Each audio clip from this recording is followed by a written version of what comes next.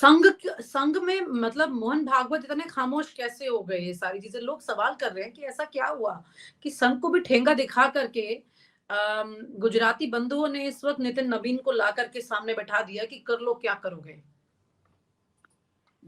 अगर मैं कहूँ कि अगर कि उनको ठेंगा दिखा दिया तो शायद संघ ना माने कि हमको ठेंगा दिखा दिया, क्योंकि ऐसे में उनको अपना ये मानना कि हमारी इसमें सहमति थी, ये शायद मजबूरी रही हो।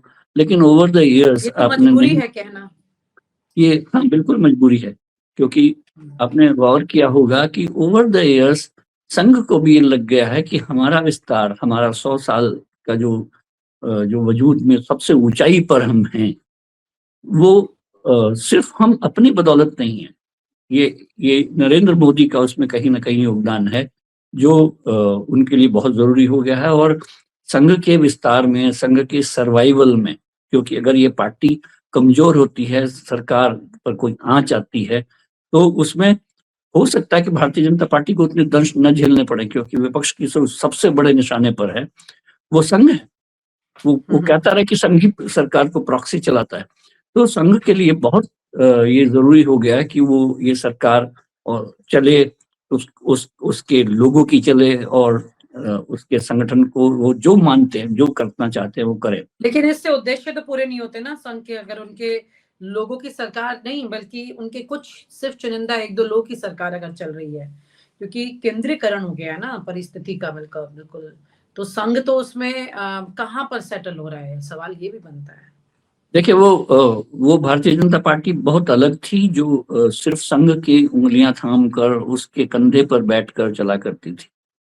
ये 2014 और उससे पहले भी थोड़ा सा ट्रांजिशन के पीरियड में भी मुझे लगता है कि जो नड्डा ने कहा, वो उससे संघ बुरा मान गया होगा कि अब हमें संघ की बैसाखियों की आवश्यकता नहीं रह गई है। लेकिन ये असलियत भी है, क्योंकि इस समय भारतीय जनता पार्टी में जो पूरा लीडरशिप है, उसको अगर गौर कर लीजिए तो अब वो सिर्फ संघ से आए लोगों का समागम नहीं है।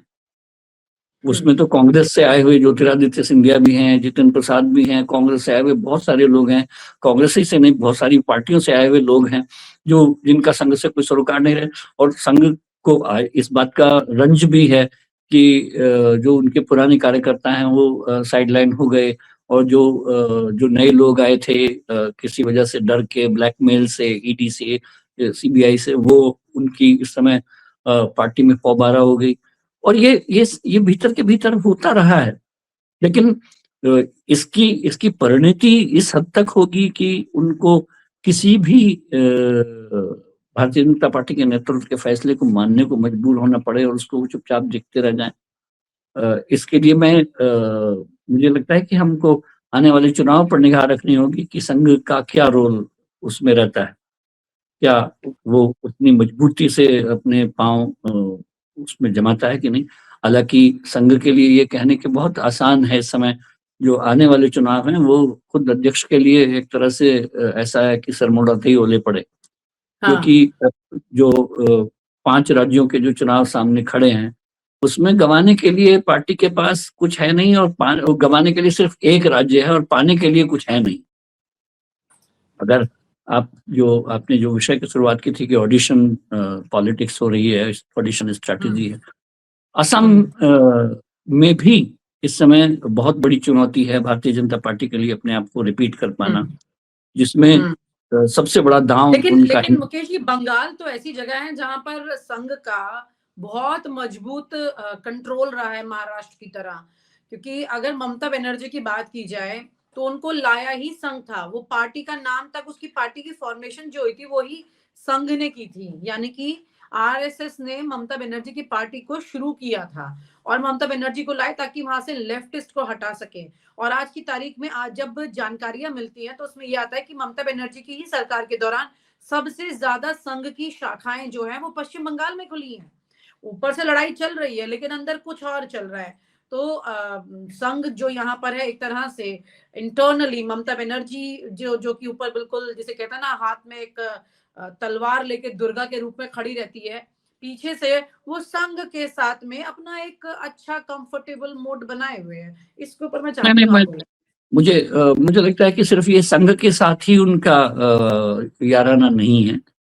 याराना शब्द मैं गलत भाव से इस्तेमाल नहीं कर रहा हूँ। उनका जो प्रॉक्सिमिटी है वो सिर्फ संघ के साथ नहीं है।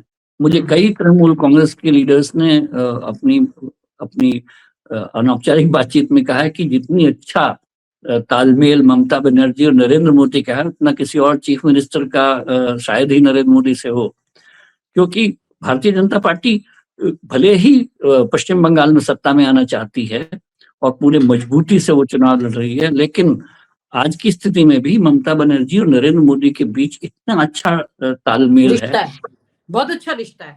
वो उनकी पत्नी को साड़ी भेजती है और नरेंद्र मोदी जब बंगाल जाते हैं तो ममता बनर्जी की माँ से जरूर मिलते हैं, पाँव छूते हैं। और ये नहीं, रिश्ता नहीं है, ये पॉलिटिक्स में सब कुछ संभव है। पॉलिटिकल रिश्ता ये है कि अगर किसी दिन चंद्रबाबू नायडू ने या फिर नीतीश कुमार की पार्टी ने कुछ भी कमजोर होके हमारी पार्टी की सत्ता को हिलाया तो साथ कौन थामेगा? तो ये प्लान बी है, नरेंद्र मोदी का प्लान बी है ममता। नरेंद्र मोदी की कोशिश जरूर है कि हम लोग कम से कम ये, और कब भारतीय जनता पार्टी की सरकार को कब ममता बनर्जी ने साथ नहीं दिया था? खुद अटल बिहारी वाजपेयी का अच्छा साथ ममता बनर्जी ने दिया था। और भले ही पश्चिम बंगाल में भारतीय जनता पार्टी भरपूर अपनी मजबूती से चुनाव लड़ेगी, लेकिन उसकी कोशिश मुझे नहीं लगता कि ममता बनर्जी को उखाड़ फेंकने की है। क्योंकि न वो उखाड़ फेंकने की स्थिति में है, न उनका मनस्थिति है उखाड़ फेंकने की। तो नितिन नवीन के लिए अब अपनी टीम चुनने, उनके परफॉर्मेंस का आकलन करने का एक ग्राउंड हो सकता है पश्चिम बंगाल। तो उनकी बात तो हाँ, तुरंत बंगाल का चुनाव है उनके अध्यक्ष बनने के बाद में, और ऐसे में यहाँ पर संघ और मोदी जी के साथ भी जो रिश्ते हैं और जो चर्चा हमारी हो रही है उसके मुताबिक ये पहली अग्नि परीक्षा में तो नितिन नवीन खुद ही फंसते हुए नजर आएंगे ना सर।